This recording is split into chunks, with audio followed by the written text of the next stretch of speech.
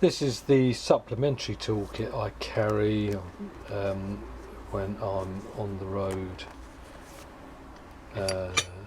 long distance. I'm travelling across Europe or Asia or anywhere else. And with this this is pretty much everything that I take apart from a multimeter, which I'll show you in a moment. So this consists of just these few tools.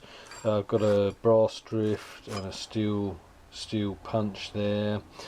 This Allen key is a 12mm Allen key, which I have for removing the Tyre Lever pivot if I wish to take the final drive off of the swinging arm, and that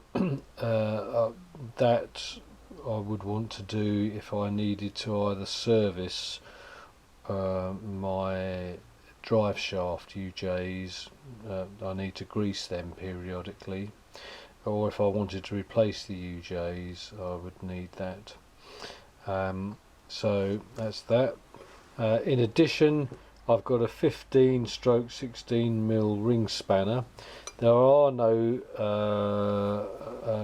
16 or 15mm spanners in the stock toolkit, and I need that for removing the suspension and the Tyre Lever tie bar bolt. So that's in there. I've got an adjustable spanner, and I'll just skip this for the moment. Then at this end I've got a hammer, and then this device here is called a Bead Pro. It's a bead breaker. If I want to remove my tyres, if I'm travelling long distance or I get some damage to the tyre and I need to remove the tyre, then will break the bead. These two working in conjunction with each other will break the bead, and that will help me to get the tyre off. At the other end there are just two ordinary tyre levers. So that's the great advantage of the fact that I've got a bead breaker. Now I know there are other ways and means of breaking the bead when you're on the road. Prior to having this I have used different methods, but this does work very well. As a tyre lever, it's not quite as good as the tyre levers I showed you previously, because the lever is quite wide, and that makes it a little more awkward to lever the tyre over the rim, but nevertheless it works. So that's what I carry, that's what I use. Not something I need very often. Most likely I would need that if I was replacing a tyre. And then this brings me to this. Now you remember earlier I mentioned the tube that's in or sleeve that's in the main toolkit. This part was actually once a spanner that is sold as part of an earlier BMW toolkit. I've cut it in half, and the half that I've cut off was actually a hexagon for, I think, undoing the fork cap nuts. It doesn't work on my GSPD, so I cut it off and discarded it. I didn't want it anyway. This end is for undoing the lock nuts on the swinging arm pivots on the frame. So that's, I think, 22mm, I can't remember, something around about that size, and that will fit in there. And I've actually brazed a bar to it, a Tommy bar to it, and then I can slip over the sleeve that's in the toolkit that I mentioned previously.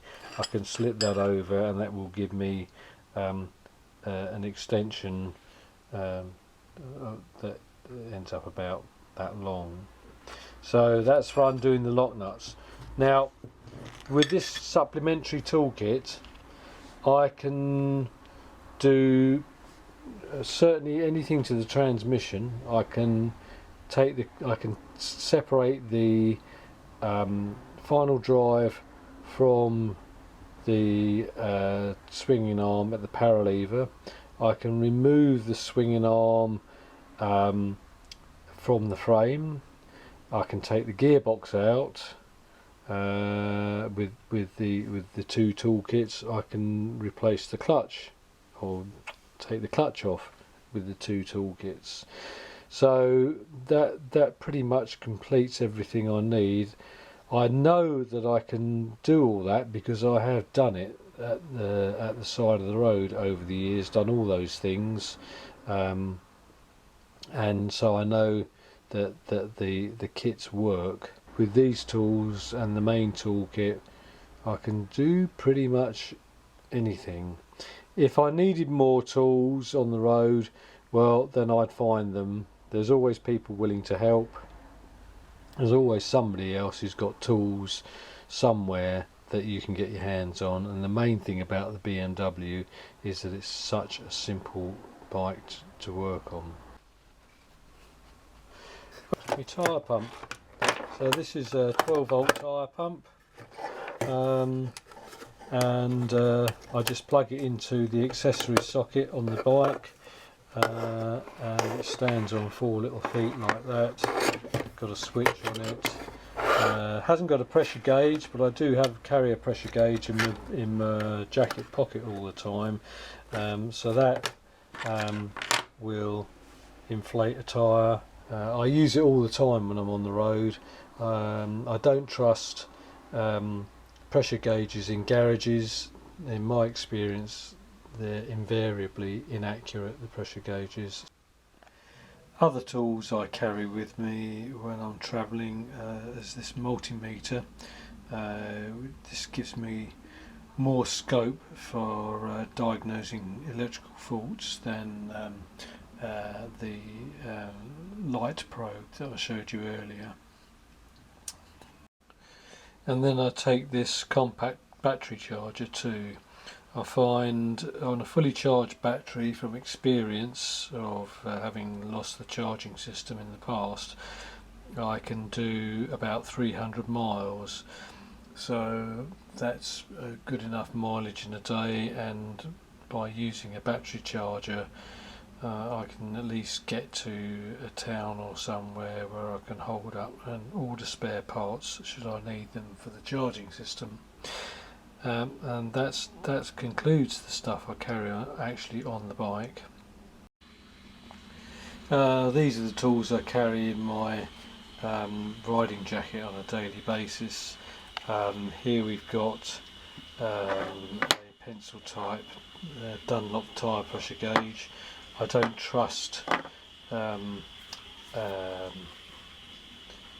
petrol station pressure gauges, and I also like to check my tyre pressures when they're cold, so that's the tyre pressure gauge I use.